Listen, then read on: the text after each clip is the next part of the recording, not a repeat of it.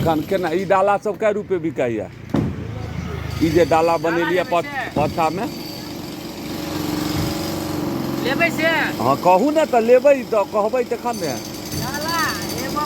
बनबसना अढ़ाई हाथ के डाला छै 2.5 हाथ के हाँ मतलब 1.25 हाथ से स्टार्ट हो जाए छै डाला सवा हाथ के काटली अरे जना में लिए लोग छोटकियो दै छै ने डाला 2 हाथ से ऊपर दै छै तो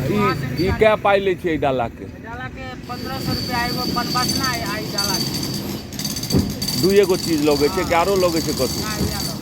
आई चंगेरा तो चंगेरा सब बिकाय छै 250 रुपये मोलो मोले करे छै कि नहीं मोल मोले नहीं करे छियै मोल 200 रुपया लेलक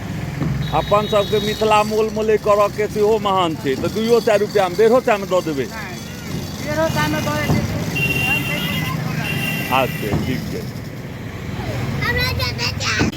बहुत मेहनत करे छियै अहियो तो पातर अथी के करबै ऐसा चंगेरा बुनबै तो ई हरौती बाँस की चाप बाँस बने छै तो मकोर बाँस ऐ सब में भेटैया अपना सब दिस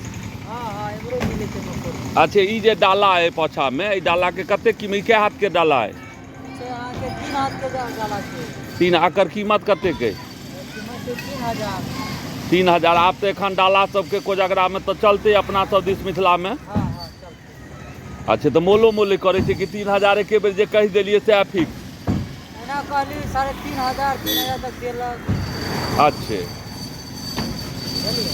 नहीं मेहनत तो अहाँ सबके बहुत होइया हाँ अहाँ सबके मेहनतो ई मामूली बात नहीं छै बहुत महीन काज छै तोरा सब तैर भेटत की नाम भेल की बबलू मल्लिक घर कतऽ भेल घर बेनीपट्टी संसार पोखरि तो अपन अपन काज में भिड़ल छथि मेहनत तो बहुत होइ छै काज में ओहि अपेक्षा पाई नहीं भेटै छनि हिनका सब